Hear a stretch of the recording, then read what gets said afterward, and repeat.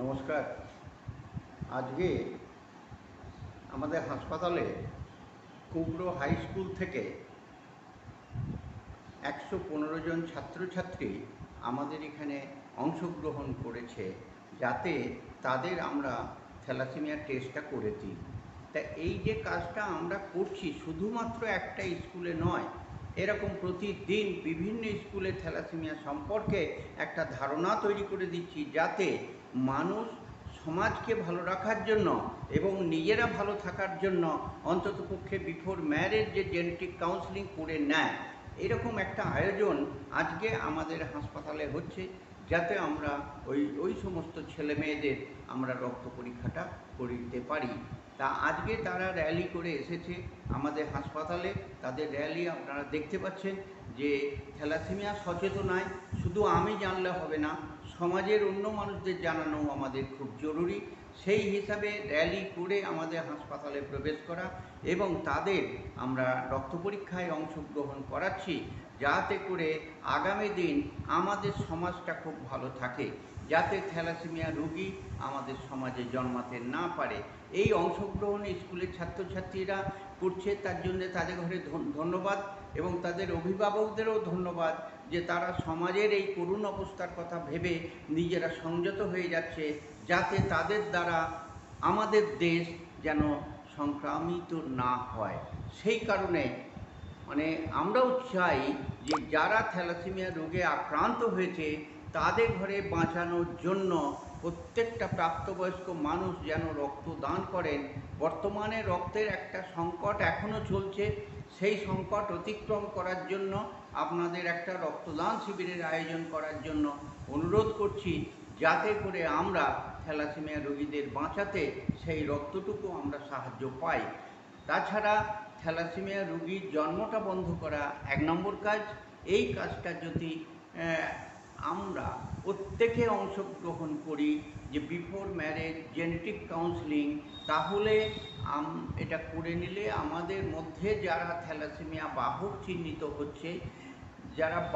চিহ্নিত হচ্ছে তারা নর্মাল লোককে বিবাহ করবে। এই বিজ্ঞানটা আমরা সমাজে প্রচলন ঘটাতে চাইছি, যাতে সারা দেশ জুড়ে এই কাজটা হয়।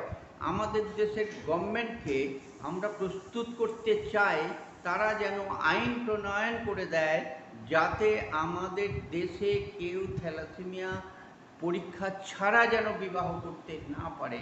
বিশ্বের অনেক দেশ আইন প্রণয়ন করে থ্যালাসেমিয়া রোগটাকে কন্ট্রোল করে ফেললো, আর আমাদের মতন একটা গরিব দেশ, যে দেশে 10 লক্ষ বাচ্চা থ্যালাসেমিয়া রোগ নিয়ে জন্মেছে, তাদের বাঁচাতে আমাদের দেশে জাতীয় স্তরে যে লোকসানটা হচ্ছে সেটা প্রতিদিন 500 কোটি টাকা।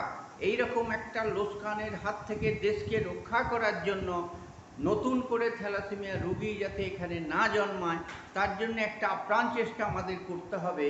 আর অন্যদিকে থ্যালাসেমিয়া রোগীদের পুনর্বাসনের একটা আয়োজন, এটাও কিন্তু আমাদের ভাবনার মধ্যে থাকবে।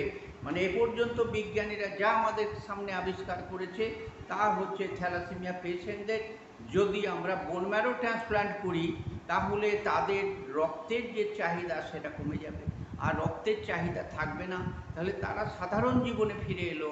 এটাকে পুনর্বাসনের কথাই বলা হচ্ছে।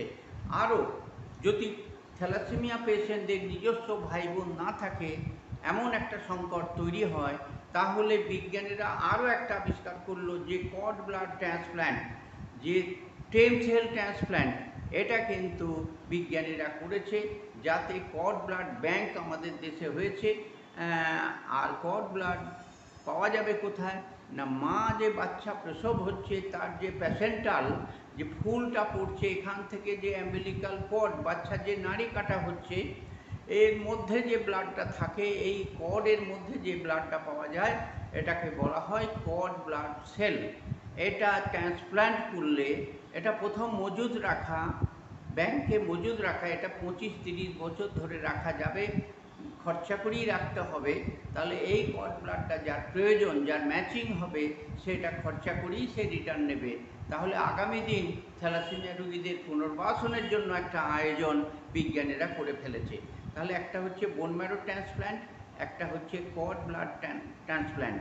এটা তাছাড়া আর একটা আছে যেটা জেনেটিক ইঞ্জিনিয়ারিং নিয়ে পড়ানো হচ্ছে, সারা বিশ্বে পড়ানো হচ্ছে, আমাদের ভারতবর্ষেও পড়ানো হচ্ছে।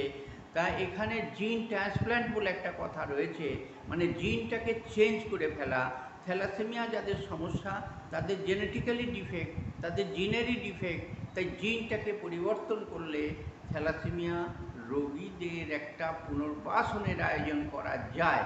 তাহলে এই তিনটে ক্ষেত্র আমাদের রয়েছে চোখের সামনে, আমরা এটাই অংশগ্রহণ করাতে পারি আমাদের দেশবাসীদের, যাতে করে তারা থ্যালাসেমিয়া রোগীর জন্ম দেওয়া থেকে বিরত থাকে।